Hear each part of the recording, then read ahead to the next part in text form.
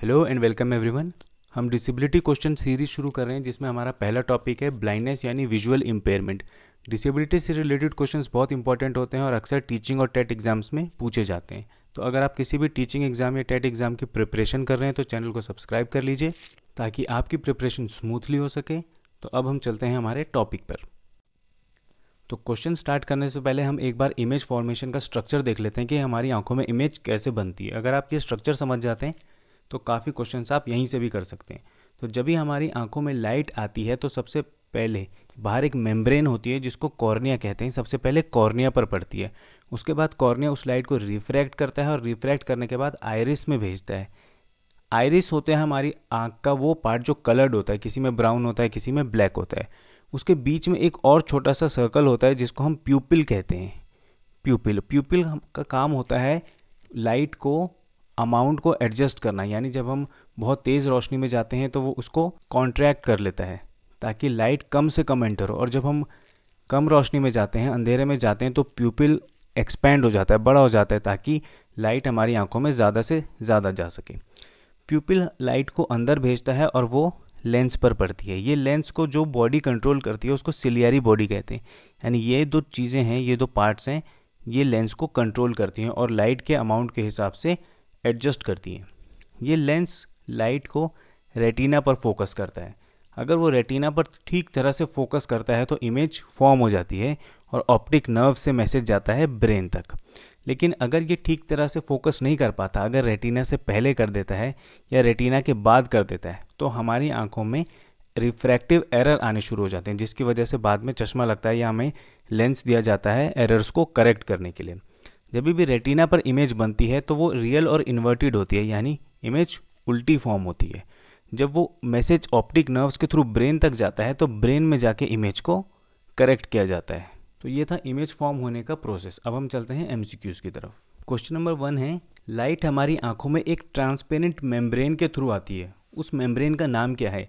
ए cornea, B pupil, C retina या D iris? तो correct answer is a cornea. Question number 2, वो जो amount of light है जो हमारी आंखों में आता है, आंखों में पड़ती है, उसे कौन कंट्रोल करता है? A ciliary muscles, B pupil, C cornea या डी आइरिस? तो correct answer is B pupil.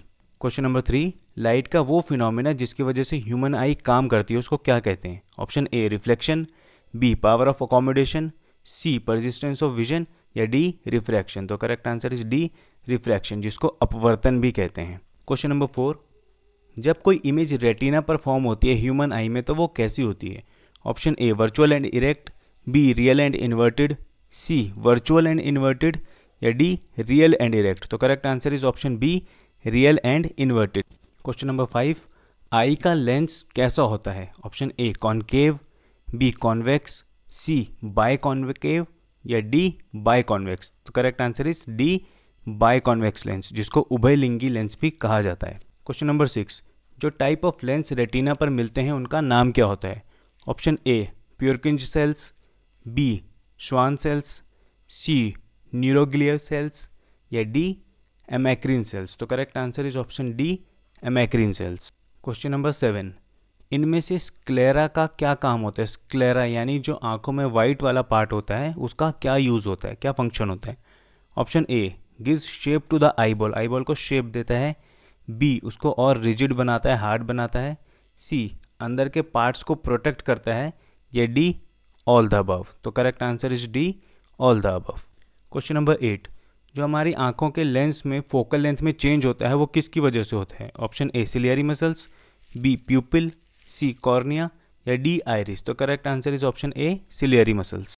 Question number 9, आंखों की इनर मोस्ट लेयर को क्या कहते हैं? Option A iris, B ciliary body, C pupil या डी रेटिना? तो correct answer is option D retina. Question number 10, हमारी आंखों में लाइट सेंसिटिव सेल यानी वो सेल्स जो हम लाइट को सेंस कर सकते हैं और बता सकते हैं कि कौन सी लाइट है, वो कौन से होते हैं? Option A cones, B rods and cones, C none of these या डी रॉड्स? तो करेक्ट आंसर है ऑप्शन डी रॉड्स। ये हमें कलर का आइडिया देते हैं कि कौन सा कलर है, और जो हमें शेप पहचानने में जो मदद करता है वो होता है कोन्स।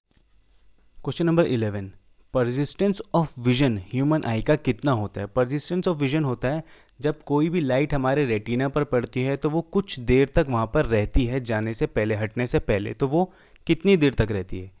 ऑप्शन ए 1 सेकंड का 10वां हिस्सा, ऑप्शन बी 1 सेकंड का 16वां हिस्सा, सी 1 सेकंड का 6ठा हिस्सा, या डी 1 सेकंड का 18वां हिस्सा। तो correct answer is 1/16 of a second, 1 second का 16वें हिस्से तक रहती है।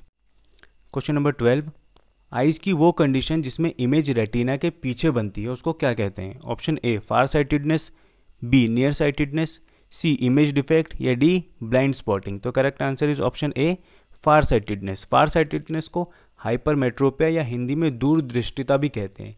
इसमें दूर के ऑब्जेक्ट्स क्लियर दिखाई देते हैं लेकिन पास के ऑब्जेक्ट्स ब्लर दिखते हैं। क्वेश्चन नंबर 13, फार साइटेडनेस को जो हमने अभी पढ़ा हाइपरमेट्रोपिया, उसको कैसे करेक्ट किया जा सकता है? तो ऑप्शन ए डाइवर्जिंग ग्लास को यूज करके, बी डाइवर्जिंग मिरर को यूज करके, सी कन्वर्जिंग मिरर को यूज करके, या कन्वर्जिंग ग्लासेस को यूज करके। तो correct answer is option D converging glasses को, जिनकी शेप कुछ ऐसी होती है। तो इस ग्लास का यूज करके लाइट रेस को और कन्वर्ज करके रेटिना पर फोकस कराया जाता है।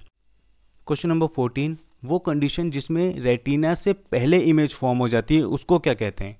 Option A far sightedness, B near sightedness, C image defect, या डी ब्लाइंड स्पॉटिंग। तो correct answer is option B near sightedness. ये हाइपरमेट्रोपिया का उल्टा होता है, इसका नाम होता है myopia.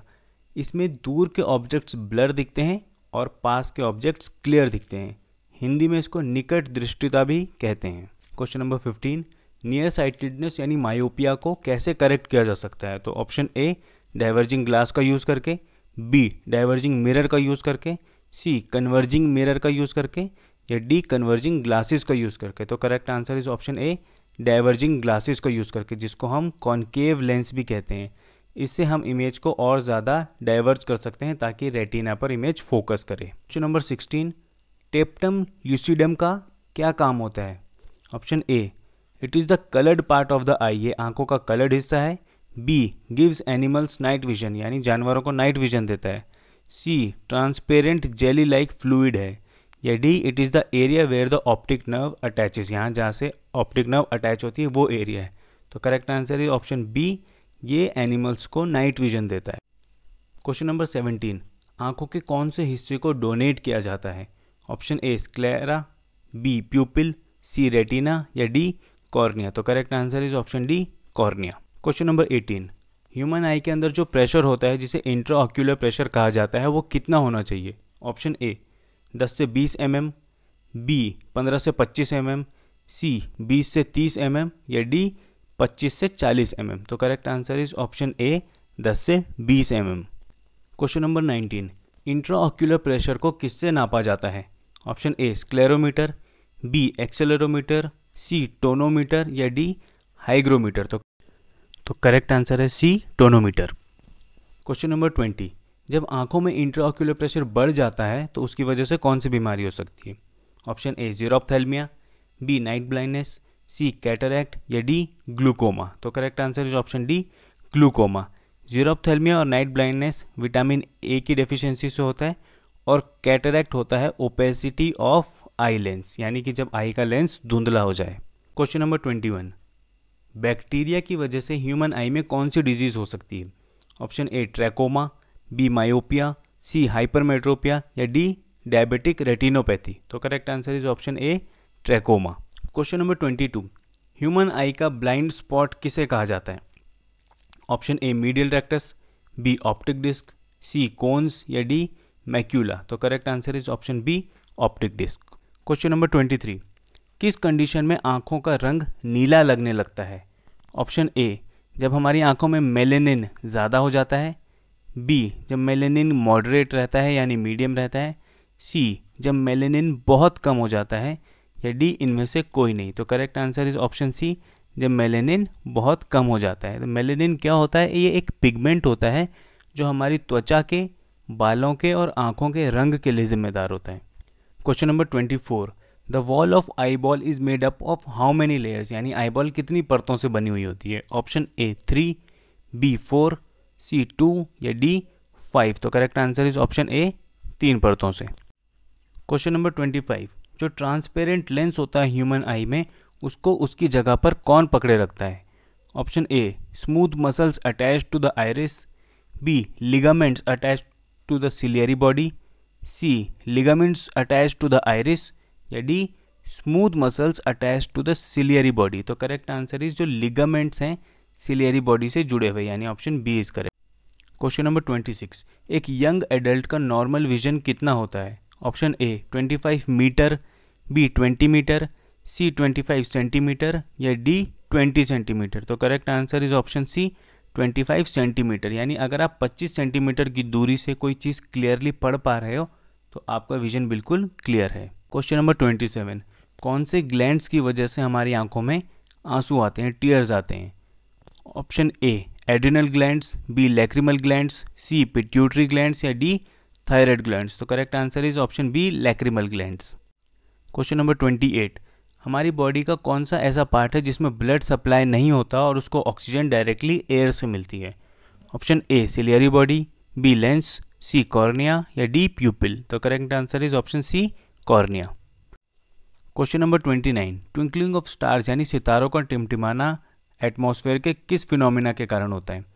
Option A dispersion of light by water droplets, B refraction of light by different layers, C scattering of light by dust particles, या D internal reflection of light by clouds. तो correct answer is option B refraction of light by different layers.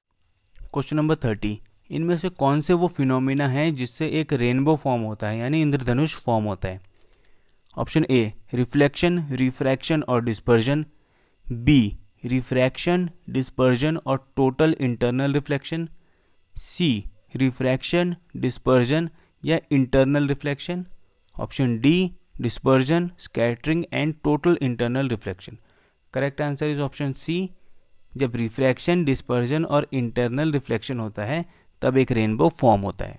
तो ये थे आपके visual impairment से related important questions. अगर आपको video अच्छी लगी हो तो लाइक कीजिएगा, चैनल को सब्सक्राइब कर लीजिए। Keep learning, thanks for watching.